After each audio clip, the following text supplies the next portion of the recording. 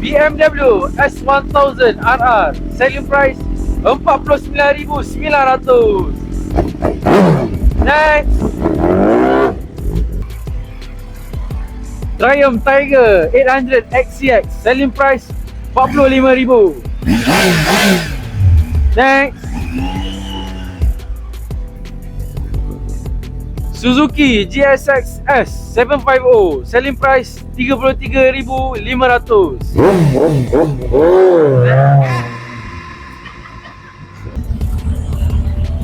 Harley Davidson 48, selling price 77,000.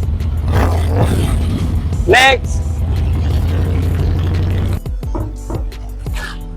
Y15 ZR SE, selling price 8,600.